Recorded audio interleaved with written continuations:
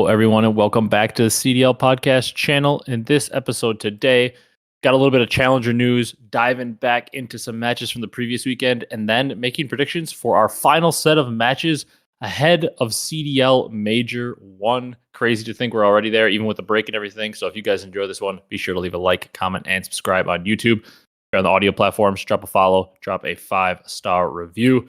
You guys crushed it with support on the last one. It's pretty clear to see we're back in the swing of things. We're back over that 1K view mark. Lots of interaction on the video.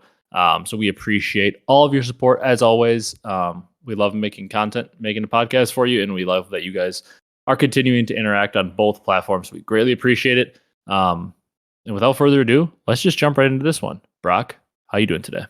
Oh, doing pretty good. Fine Monday, here in Wisconsin. Cold as hell, first of all. There's that, but, good thing Call of Duty's play it on the inside. Yeah, we're not. The NFL's out here. The Bills are canceling games. I saw, I heard at work today that 70% of the country is at freezing temperatures or something, which, I mean, freezing temperatures for us growing up in the Midwest, Wisconsin, our whole life is nothing new, but people out there, I heard Nevada and other places like Southern Nevada and random other places in the U.S. that are not used to freezing temperatures have them, and I'm sure those people are like, what the hell's going on? Yeah, we're used to it at this point. Yeah, where we see freezing temperature, if it hits 32, we're like, oh, that's kind of a warm day in the winter. Yeah, it's pretty warm. Yeah, we're ready to go outside with just a hoodie on. Yep, shirtless at that point. Yeah, pretty much. You see Packer fans do it. Yep, all the time. All right, let's hop into news. We don't have a ton to talk about. I want to pretty much spend most of the podcast on talking about the matches from this weekend, as we're finally starting to figure out a little bit more about teams. The early on matches, you just kind of going through watching teams. There might be some flukes. There might be some teams that you think are flukes that end up being the real deal, but it's kind of hard to tell a ton from the first few matches. But now, we've seen teams for 5-6 matches, still don't have a full grip on a lot of them, but people are starting to separate themselves kind of to where they land. So I want to talk mostly about that, but we got to talk challengers first. The announcement finally came. So it's going to be played on the Faceit platform, which we have heard in the past from CS and stuff is I believe a pretty good platform. However, it won't utilize Faceit's anti-cheat, which really sucks for the challengers players, because as we know, not a lot of integrity out there. No, in the challengers world. So unfortunate, but hey, at least it's on Faceit. At least on Facebook, like you said. Who is really gonna, be not cheating at this point? Because they can't really. It's hard to, if they have walls or something, it's hard to, point that out. Yeah, unless you can get VOD and kind of show where they're cheating and stuff, it's pretty much impossible. You're just on the honor code, which we know for a lot of these people, they will snake their way to the league. They don't care, as we saw Jimbo do. Yep. They don't care. They will try to cheat their way to the league, and you really can never technically prove if they're cheating or not, because there is no anti-cheat. There's no PC checks for the most part that we know of. So yeah, they're just kind of at their mercy. Honor system, like you said, yeah. So that's just tough for the challenger scene in general. For those who aren't cheating, they're legit. Yeah. Other news with the challengers announcement. The first cup is January 20th and 21st. Going to be 11 online cups in total. And then there are open events in both Boston and Toronto. There are 3 elite seasons, both NA and EU. And then Challengers Champs is going to have 16 teams. Apparently, there's a rumor that Miami is maybe trying to potentially set up a Challengers LAN as well for their major. So could be something to look out for. Miami potentially setting one up. It sounds like Carolina will not. People were complaining about it, but once again, it's tough. It's a lot of money to pour into something you're guaranteed to lose a lot of money on. Yep. And we know a lot of these teams are crunched for money. So I get both sides. I get the complaining that we absolutely have to have challenger lands at each tournament. I get it. But you know what? I think that every team should almost have to hold one, whatever. But at the same point, if they're not being forced to hold one, I can understand why these teams are saying, no, we're not going to do it, because to set up all those extra PCs and have that whole room dedicated, you need to buy a bigger space or rent out a bigger space and set all that up, potentially pay for travel and all this stuff for people. It's it's a lot of extra money. So I can see why teams are like, no, if we don't have to do it, we're not going to run it. I'm not going to completely bash them for it because it's a smart business decision, to be honest. Yeah, it does add up. If they, plus if they don't have the money to for as some teams don't have as much money as others.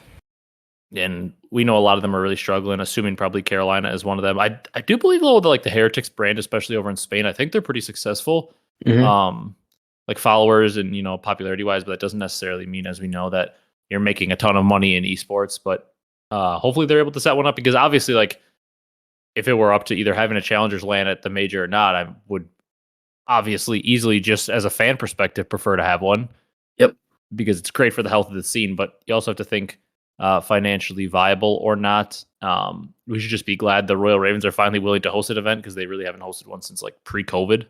Yeah, when they were forced to. Yeah, so be happy for that. One step at a time. Yeah, but it is super unfortunate, and I 100%.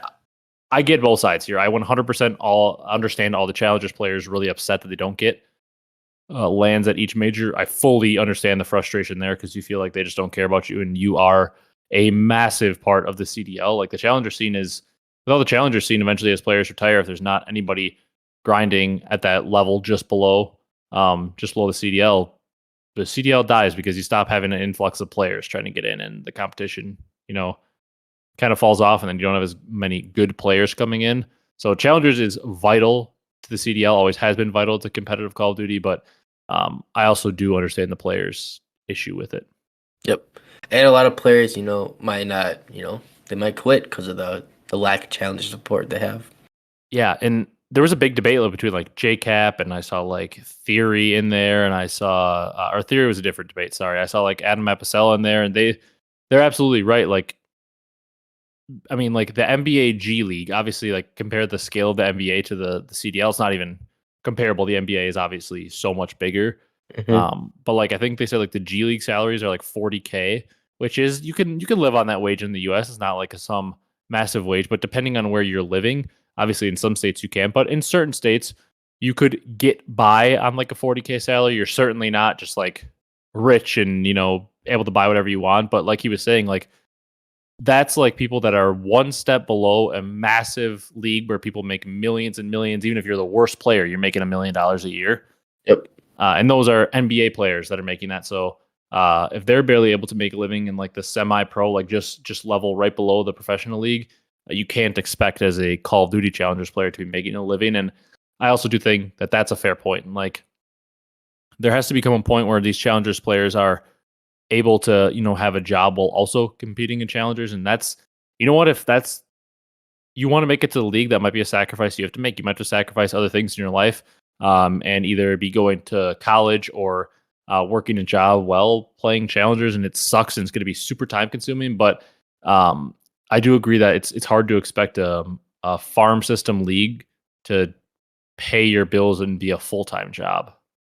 Yeah, definitely for challenges. Yeah, like you said, a lot of these players will probably have to get a job part-time at least, just to survive. Yeah, which, I mean, I have a hard time thinking that's not fair, and maybe people disagree with me there, but I don't know. What are your thoughts? I think it's fair that those players have to likely get a job to support, and I know it's going to be tough. It's going to be tough to work 8 hours and then have to come home and grind another 5 hours with your team, but it's hard to expect challengers to be a full-time salary unless you're winning like every event. Yeah, definitely, because you can't just place, top 32 thinking, you don't need a not get that much money and get a real job. But like you said, a lot of sacrifice, but if they want it bad enough, they'll do it. Yeah, and it is unfortunate because obviously, like, if it were up to me, I wish all the Challengers players could get paid a bunch of money and could grind it out there and make it, and everybody could have a happy life. That'd be fantastic. But unfortunately, especially with the state of esports, that is just simply not a possible thing, and probably will never be possible because, like we said, if NBA players that are technically in like the NBA's quote unquote minor league are making wages that are just fractions compared to the pro players, you can't expect the Challengers players to be making anything close to what the pro players are making. Yeah, 100%. Unless like you said, they're winning everything, then we'll maybe creep up there. Yeah, and we all know in anything you can't rely on winning 24/7, winning everything. Yep. Uh, and if I guess if you are for 1 year, good for you. You worked hard, you earned that money, but not a reliable source of income to be like, I'm just going to play challengers and win every event every year. Yeah. And there's probably a lot of stress on those challenger players too. Just Yeah. thinking they're not getting paid, just playing. What am I really playing for? Yeah. A lot of time commitment. Yeah. All right. Next thing we got to talk about. I want to address this. Like, we can talk about it as we talk about matches, but I just wanted to like quick kind of hear your thoughts because I've seen some. Like, I heard a little bit of the debate on the flank. I heard people like or saw people on Twitter kind of talking about it, but it has to do with the league and just like the level of play from the teams. And kind of they were talking about the flank. They were talking about on the flank. Does it seem like the league is a little bit more top heavy this year? I mean, coming into the year, we did think it potentially could be because, like we said, we thought there was a clear cut top four. And Hmm. then after that, a lot of people had debates. Like a lot of people said Boston is the fifth team. And then, people had their debates between who would kind of round out like the 5, 6, 7, 8, the middle of the pack. A lot of people really liked Royal Ravens, I remember, Yep.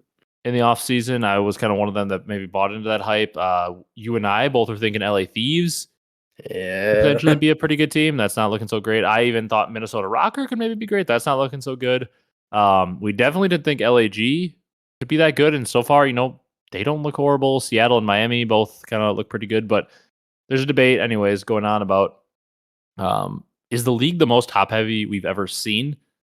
And I kind of think the answer is yes. We talked about this a little bit before the podcast, and I kind of want to hear your thoughts on it as well. But like the top four teams that we thought were top four coming into the year, Faze, New York, Toronto, and OpTic are clear cut Hmm. top four because besides Toronto's one blunder against Boston where they lost, and then OpTic, losing 2 round 11s in a game 5 against New York.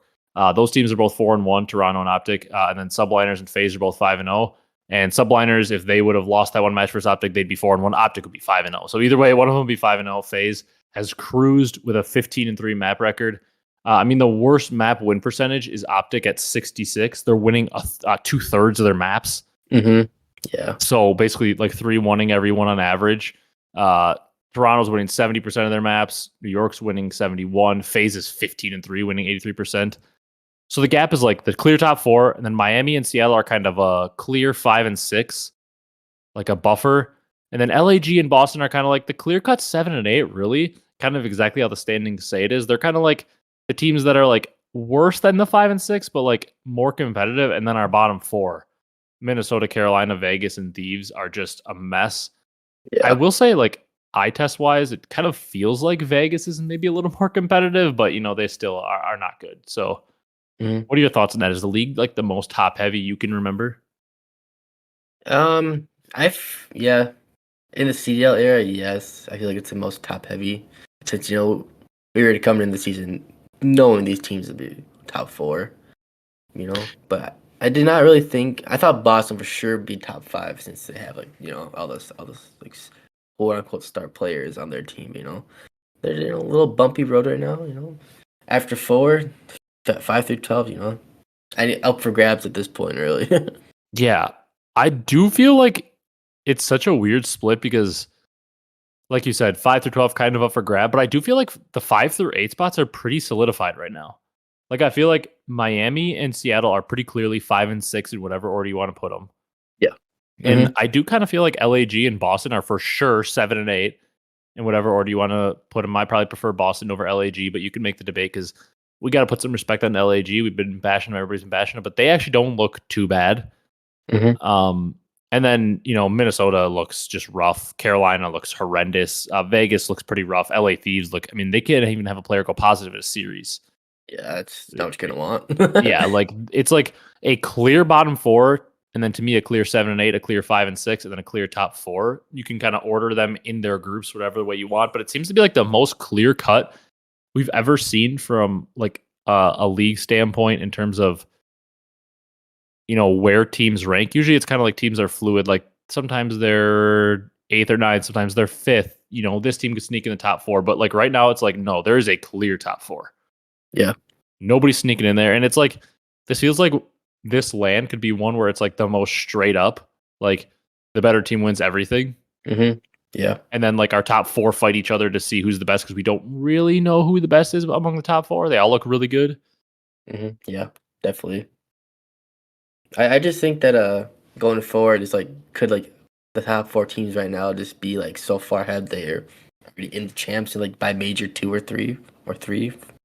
I it's possible, especially if those 4 all make top 4 at this LAN.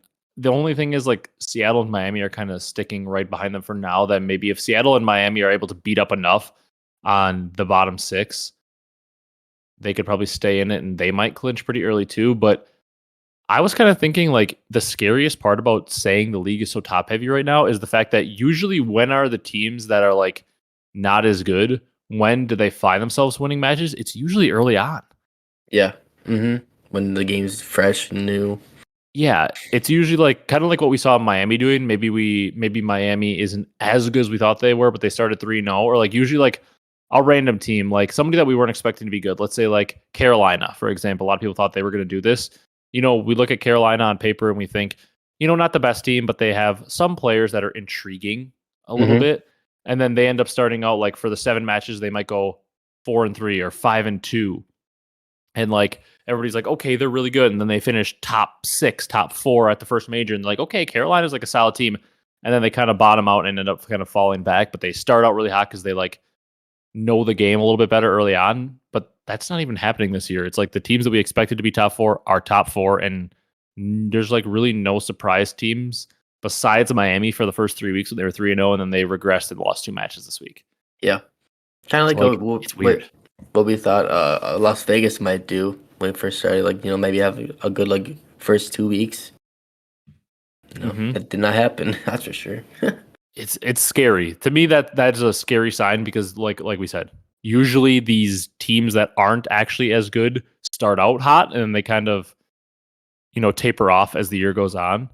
But we didn't Yeah. even see any of those random teams really start hot besides Miami for 3 matches. Yeah. So it could get scary, in these next coming weeks and majors. And we could see a lot more changes than we thought. I mean, Minnesota, Carolina, Vegas, and LA Thieves probably could all justify a change right now.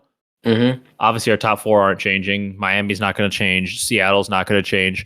And honestly, I don't think Boston or LAG would really be thinking about a change too much right now because they've both shown enough. Like, I mean, LAG's 1 map off of being 500 for their map win loss. They're 9-10, and Boston's 10-3 or 10-13, and have shown flashes. Like those two, I feel like for now are like, okay, let's see what we got because we don't look terrible.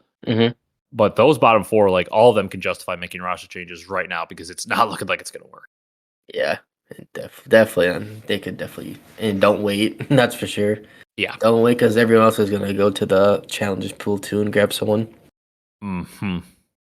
All right, let's talk about some of the matches here. Just going to kind of go in and out. I was finally able to like catch a lot more matches. It finally settled down for me in my life, and I was able to like actually like chill a little bit this weekend, watch some playoff football because all of you know both of us love some football.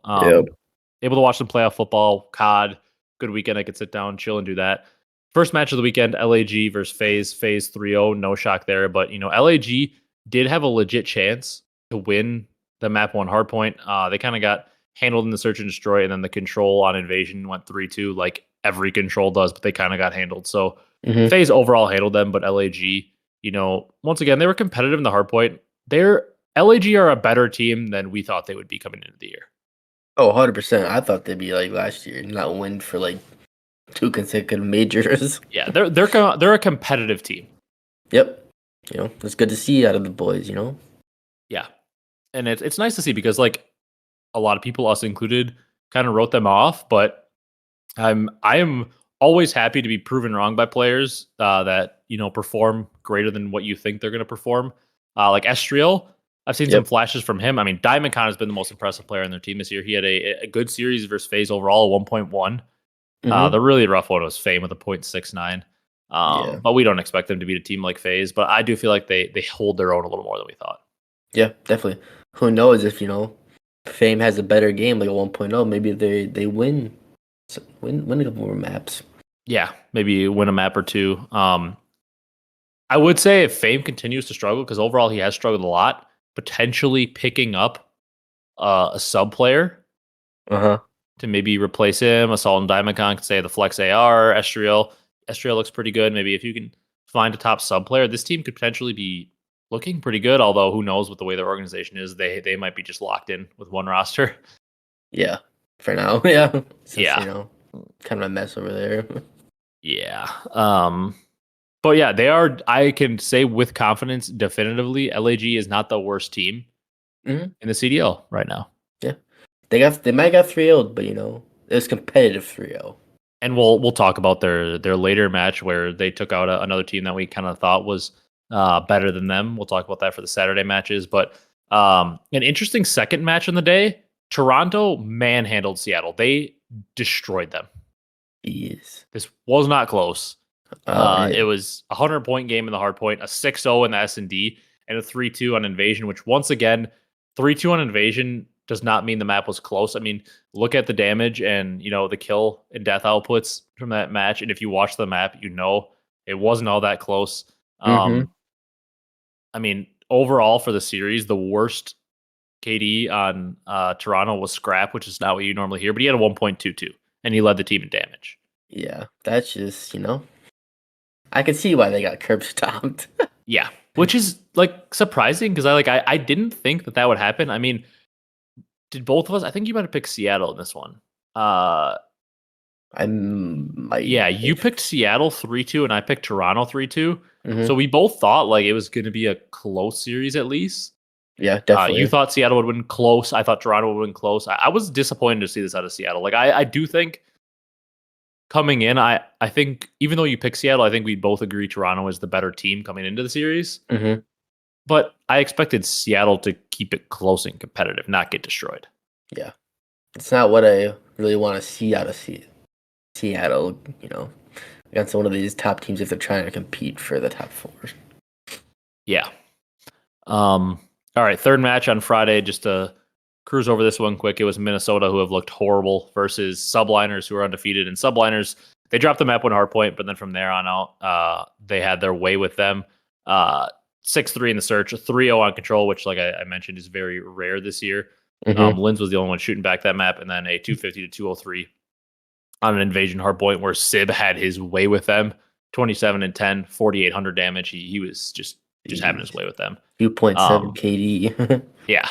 The noticeable thing watching this series is I had one takeaway from it, and it is told by the KDs and damage in the lobby. And you want to say what the takeaway is and why it's just unacceptable for the side of Rocker in their formula? They're not shooting back. And one player in specific that needs to be shooting back for this team to be good. If this team wants to be up there, and we need Awakening to wake up and shoot back. Yeah, I mean, what is Big Wake on a team for? Good for slaying, that's for sure. That's what Big Wake is on your team for. Whatever team he's ever been on, he has been on that team to be a respawn slayer. Mm-hmm. And lowest damage in the lobby, lowest kills, lowest KD, not going to get it done. I would be willing to bet on any team we've ever seen Awakening on if he is dropping the lowest damage, lowest kills, highest deaths, lowest KD. We're probably going to say that team is going to lose every match that way.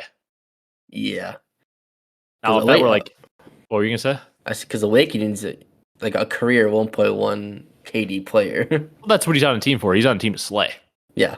Mm-hmm. And if this was a guy like Accuracy, dropping lowest damage, lowest KD, eating hill time, clutching up in search and destroy, like doing the dirty work, you'd be like, okay, like in the past, like on Seattle, that was the formula. Like Accuracy had the worst stats, but just did the little things while his teammates shined, and they would win matches. You wouldn't be surprised. But Awakening is not that player. That's not what you need out of Big Wake to win.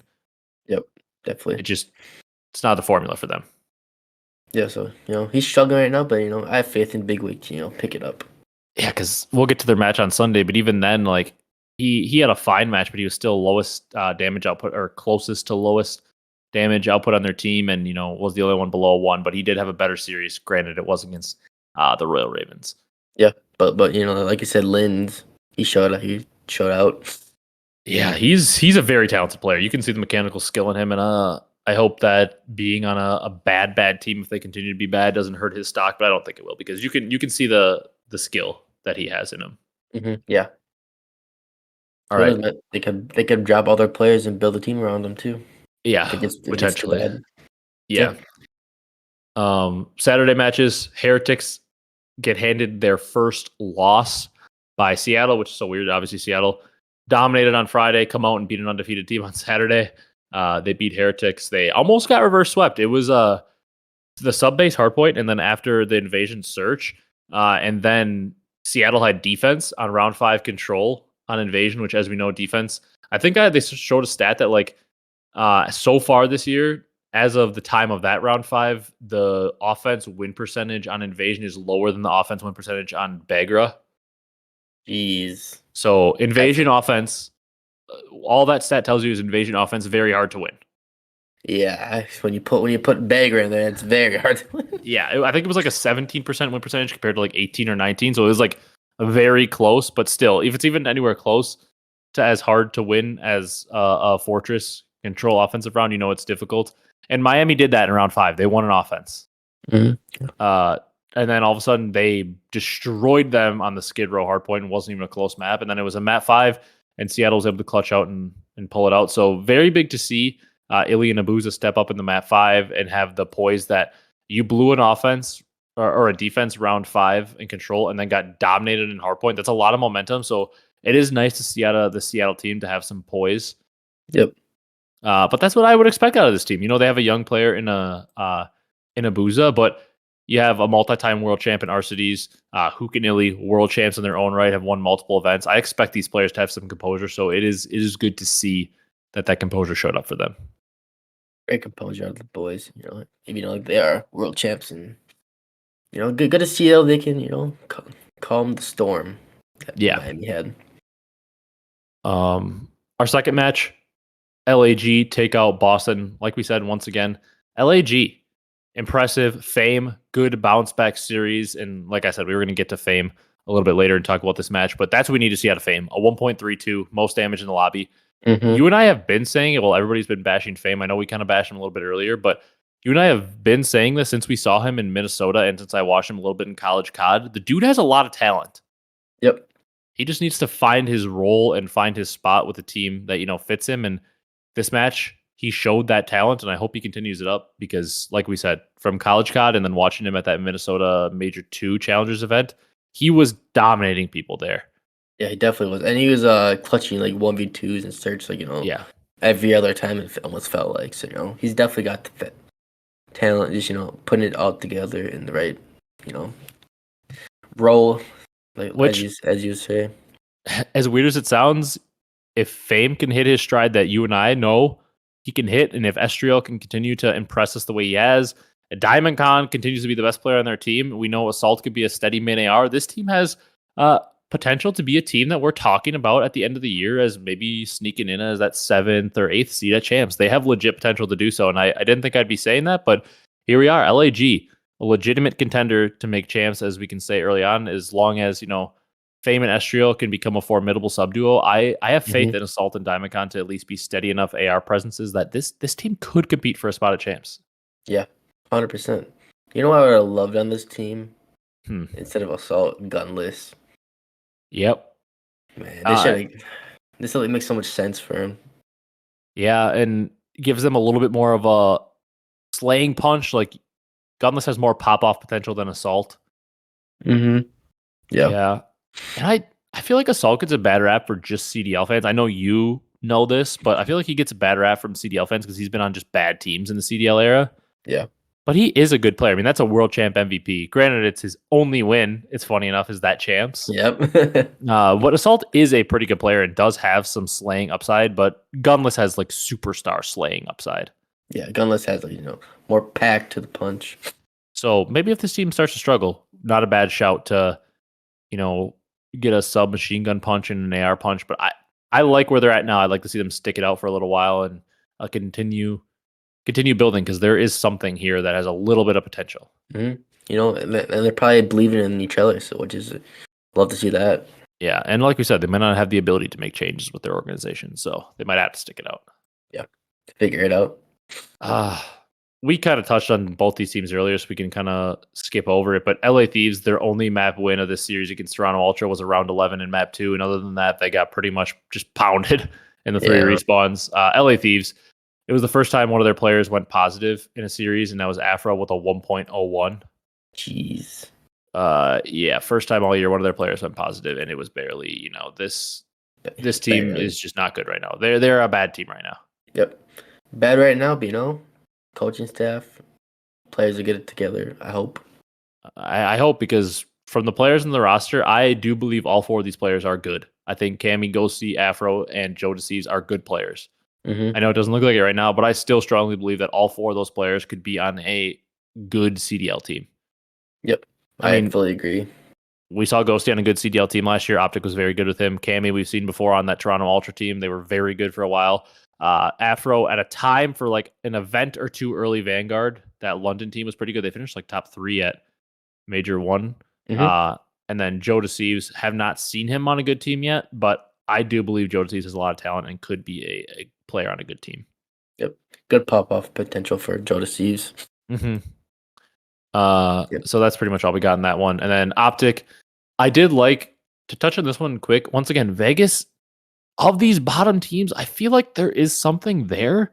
Like there's something there. It's like I just want to shake them and make them be consistent. But I did like to see out of OpTic, even though it's against one of our bottom teams in Vegas, I like to see the composure in OpTic to be able to reverse sweep, because it always seems like OpTic is unlucky and gets reverse swept or has like the weird thing happen to them where they blow a match. But it was good to see OpTic have some composure and be able to pull off a reverse sweep after, kind of getting dominated the first 2 maps.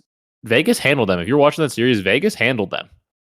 Yeah, in those first 2 maps. From looking at just the outcomes of the scores, pretty good handling first 2 maps. Like Vegas looked like the clear better team. It wasn't like close map at the end. Vegas pulled it out. No, they were the clear better team through 2 maps.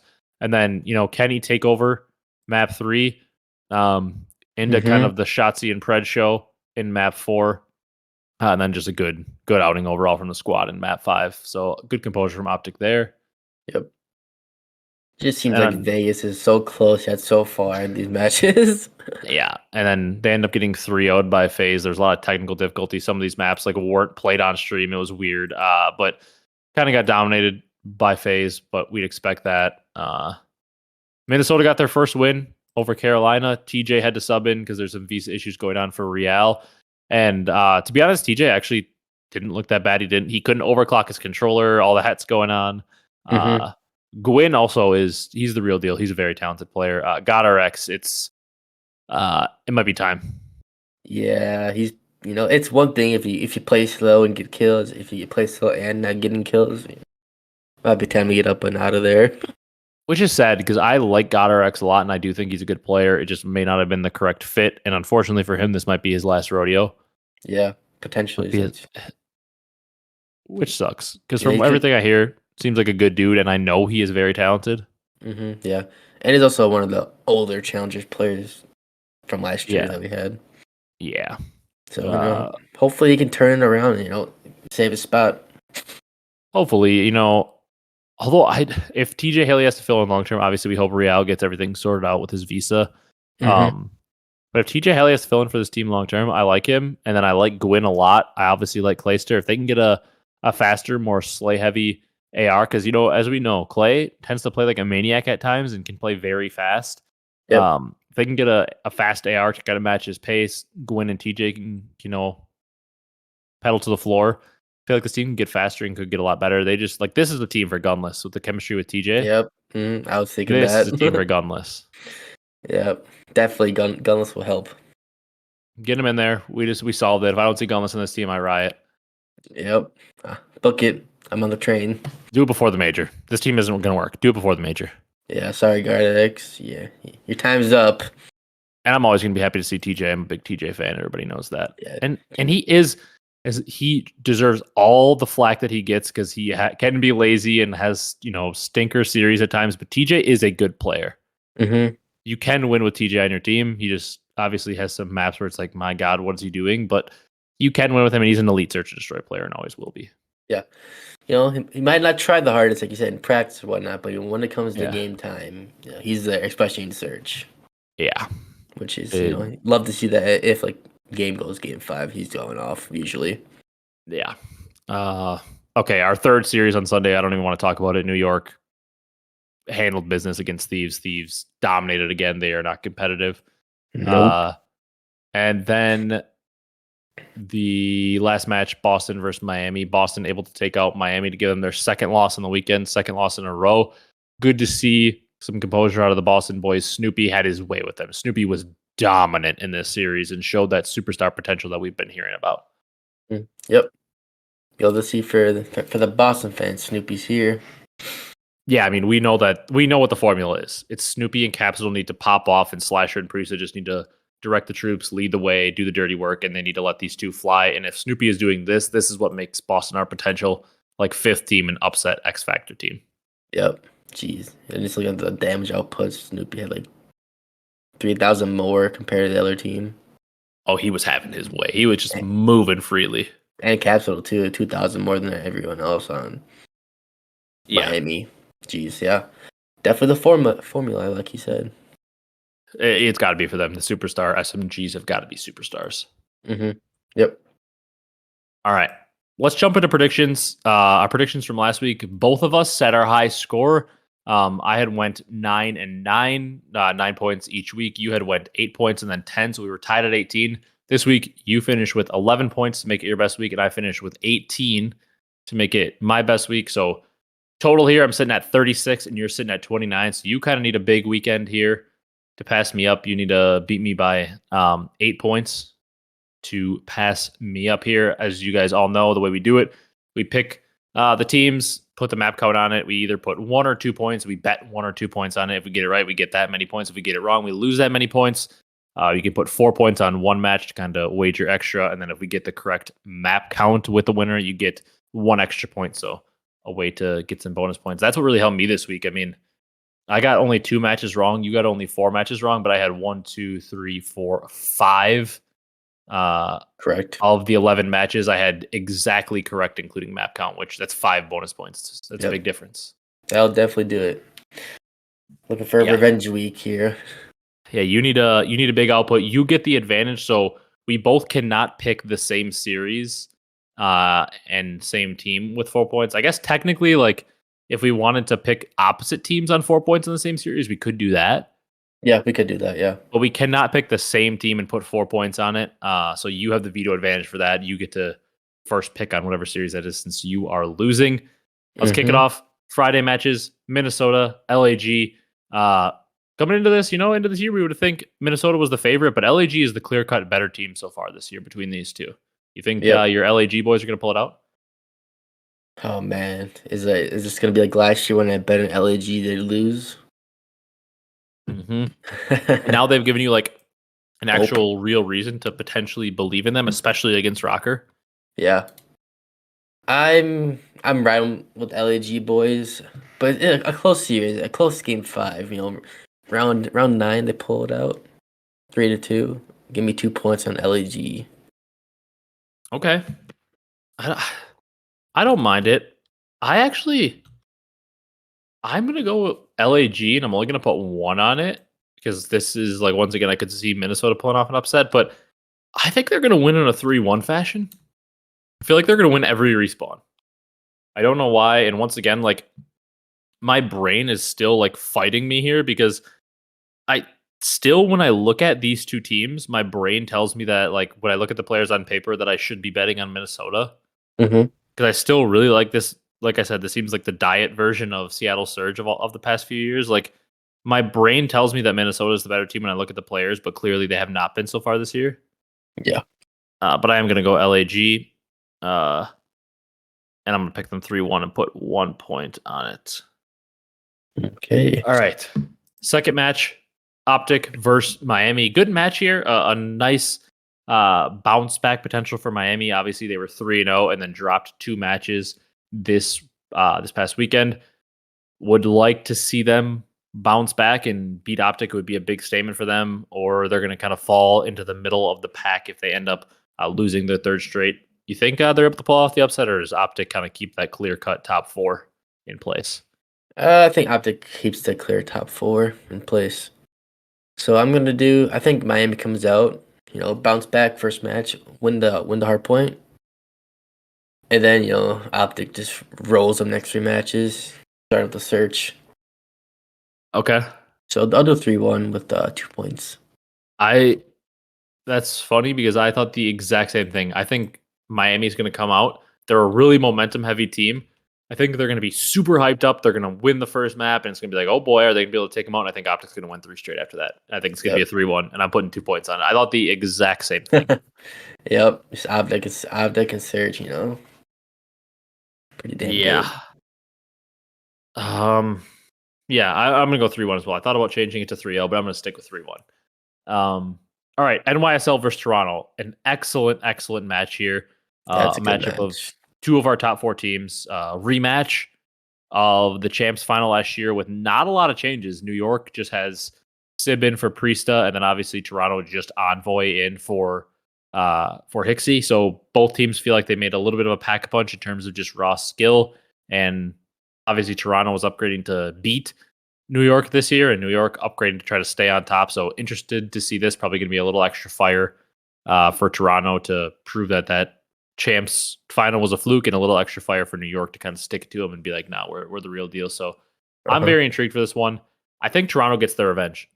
As good as New York has looked incredible. I'm going Yep. 3-2 Toronto. I'm putting 1 point on it. I do think New York is probably the favorite in this one because I'd say they've looked a little better. Obviously, they're undefeated. But I'm going to give hmm Toronto the edge 3-2 and put 1 point on it. I think there's a little bit extra juice from their camp to win this one. Yep. You know what? You kind of just said the score I was gonna have for me.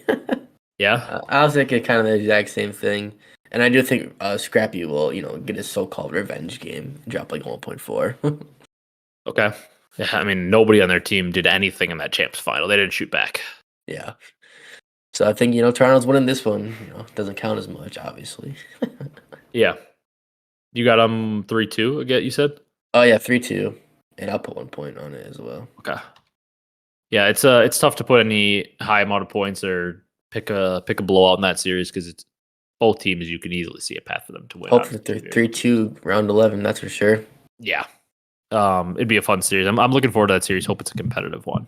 hmm All right, moving on to Saturday. Toronto gets that last match Friday, early match Saturday cheese where they get to play the Las Vegas Legion.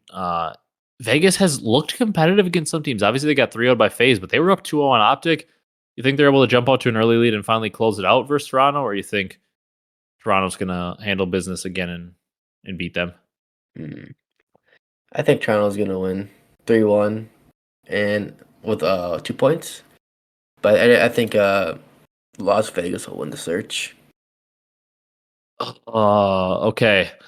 You kind of put me in a tough spot here because since you didn't put 4 on this, I might have to because I'm assuming you're going to put 4 on the other match that I want to. It's staring you in the face. Mm-hmm. Uh, so I might have to go 4 on this one because I do believe Toronto's going to win. I'm also picking Toronto 3-1. I think Vegas is able to take the map 2, kind of agreeing with you. I'm going to put 4 points on them, though, and I might change that if you don't pick the 4-point match I assume you're going to pick. Yeah. Because there's an obvious one, I think, on Saturday. So I'm going to put 4 points on this one simply because I think you're going to take the one I want. Yeah. So putting 4 points on this one, Toronto 3-1. I like it. All right, Miami versus LAG, a much more interesting match than I would have expected a couple weeks ago. This one actually really intrigues me because I think Miami is going to lose uh, against OpTic, putting them at 3-3, and I think LAG is going to beat Minnesota, putting Mm-hmm. them at 3-3. So this match could be massive for seeding. It Yeah. could potentially be like a match that's determining who gets a 4th seed and who gets, or not a 4th seed, who gets like a 5th seed or a 6th seed, or who gets to avoid playing Faze towards Yeah. the bottom because one team's going to go 3-4 and probably be at the bottom of the winners bracket, and one team's going to go 4-3 potentially and be more like the 5-6 range and potentially avoid Faze, which is obviously the goal at all times. Um, I think it could be a battle of 3-3 teams, and I like Miami to win it, but I'm very scared to pick them. I am going to pick Miami in a 3-2 and only put 1 point on it, but I'm very scared of this LAG team. Like, just watching them this weekend, they have upset potential. Yep. Agree. But I am rooting against LAG this time around to go with my boys from Spain.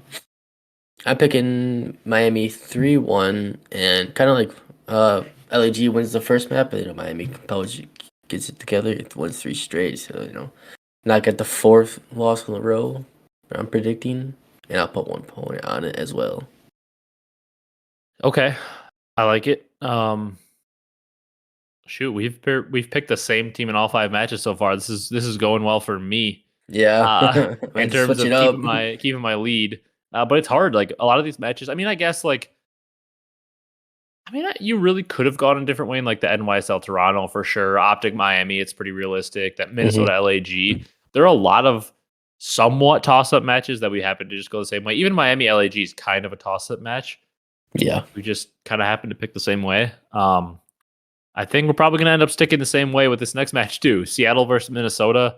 I think Seattle's going to come out and I think they're going to 3-0 them. My first 3-0 of the weekend, I think they're going to come out 3-0 them. I'm putting 2 points on it.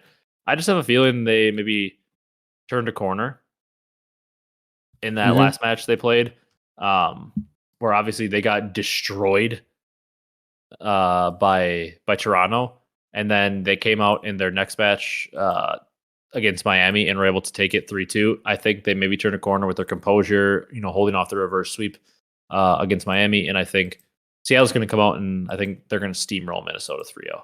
2 points on it. Like it. Man, I think Seattle. Yeah, I'm gonna pick Seattle. I'll pick a 3-1, and I'll give my boy accuracy 1 map. Doesn't matter which one, and I'll put 1 point on it. Actually, I'll put 2 points on it. What am I saying? Okay. And then I'm assuming this is going to be your 4-point match.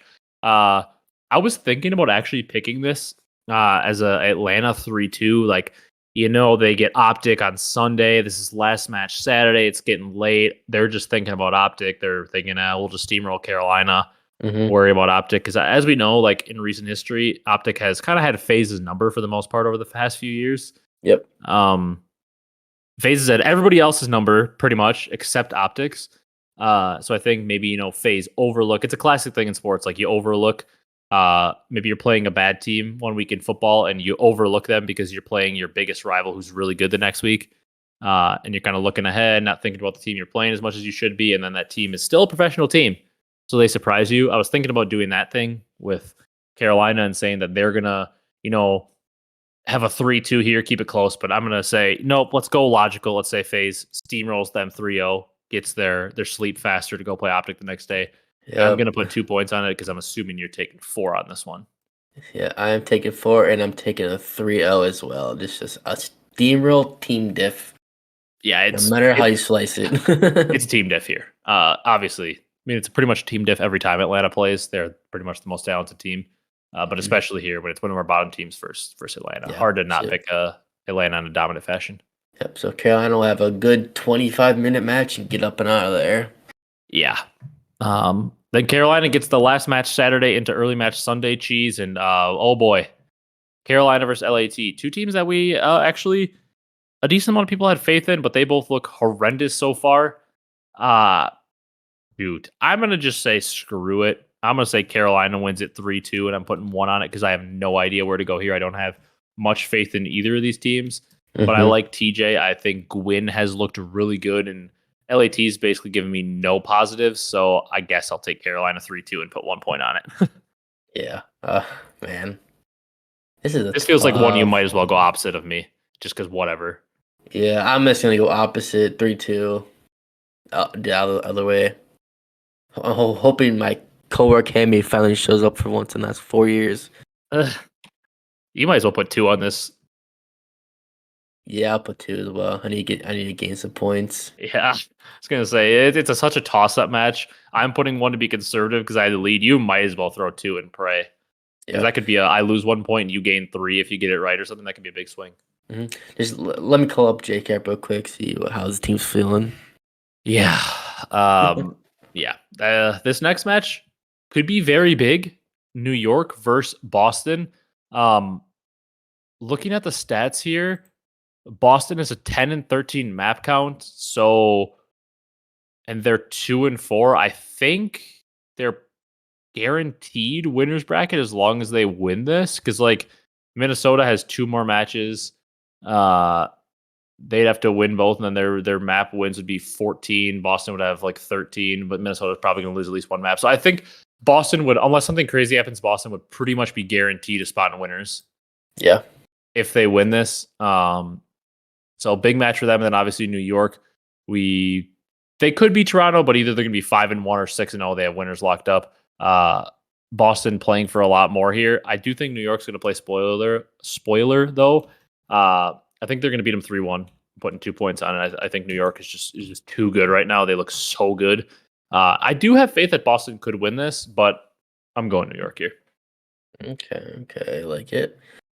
I'm going to go with Boston. 3-2. They definitely have more to play for. 3-2, game 5, Slasher drops like 11, to maybe secure the winners bracket for this time around. And Yeah. I'll put 2 points on it too. Okay, you're going for your swing matches on Sunday. Yep. I'm curious to hear where you go for the final match. It's obviously the match everybody waits for. It's like the premier match of the CDL. Faze OpTic, what everybody's waiting for. Final match on Sunday. Final match of the online qualifiers for Major 1. OpTic tends to have Faze's number over the past few seasons for the most part. I think they continue to have it. I think we get a nice game 5 because that's what I'm hoping for. So I'm going to say it. And I think OpTic takes them out in a 3-2 fashion. And I'm putting 1 point on it. I think OpTic continues to be Faze's boogeyman. But I do think Faze is going to be 6-0 coming into this match because I doubt they lose to Carolina. I do think OpTic will be 5-1 because I think they're going to beat Miami. So based on map count, this could be. No, probably not. It probably won't be for the 1 seed because New York could easily be undefeated. And OpTic has 4 more map losses and 1 less map win. Mm-hmm. So map losses wise, they probably won't come close enough. So it probably won't be for the 1 seed, but it'll be a big match for seeding either way. But I like OpTic 3-2, and I'm putting 1 point on it. All right, I like it. I'm going to also Draza versus Kenny. Yep. First time they play in quite some time. Yep. I'm going to go Atlanta 3-1, and I'll put 2 points on it. OpTic was going to win the search. You're going to put 2 on, you said? Yes. Okay, that also seems like an obvious candidate for you to go to opposite because there's really no bad pick for either of those teams. It's like, okay, you pick OpTic because they have Faze's number, you pick Faze because, hello, they're Faze. Both really good, It can go either way. Yeah, and we haven't seen them play at all, so it's not like we can say one of them has the good matchup this week. Yep. All right. That's all I got. We went a little longer than I thought because there were some interesting topics on the news, but I'm ready to wrap it up if you are. I'm excited to watch these matches. There's some really good, but I'm really looking at that OpTic versus Faze match, obviously. I'm looking at both NYSL matches to be very good. NYSL Toronto and NYSL Boston. Mm-hmm. I'm actually really intrigued by LAG Miami. Yep. I think that one could be really interesting. Other than that, not too much. I kind of do want to watch that Minnesota LAG match specifically because I want to see if Minnesota could turn things around. But also, LAG is just an interesting team to me right now, so I'm excited to watch that match. Kind of the unknown what they'll do, which is weird. I didn't think in Major when I'd be talking about wanting to watch LAG. I thought they'd be like one of the teams that I want to turn off from watching. Yeah, I'll make sure to have my jersey on the root for LAG. Yeah. Didn't think we'd be seeing them in winners bracket, but here we are, and it's a real possibility heading into the final week of qualifiers. Mm-hmm. Which you'd love to see, but other than that, for me, excited for rank play to come out this Wednesday. Yeah, I'm very excited. I'm going to grind it Wednesday and Thursday night, hopefully, and then of course they're dropping it, and I'm going to be gone the entire weekend. Mm-hmm. So hoping I can't for no delay. That's for sure. Yeah, we should be saying we're jinxing it by saying it's dropping Wednesday because it seems like it gets delayed every year by a few days. Yeah, it'll be Wednesday morning and be like, oh, sorry, we're delaying rank play for another 2 weeks. Yeah, unexpected delay with something that they could have easily tested out in the few weeks leading up to it. Yep, but won't be surprised at that, but hopeful. I'm going to keep my fingers crossed, positive mindset, and say it's not going to happen. Yep. Same here. All right. That's going to do it for this one. If you guys enjoyed, be sure to leave a like, comment, and subscribe on YouTube. If you're on the audio platforms, drop a follow, drop a 5-star review. Comment down below your thoughts on the matches this weekend. What do you think the standings are going to shape out to? I'm super excited to have a major finally next weekend.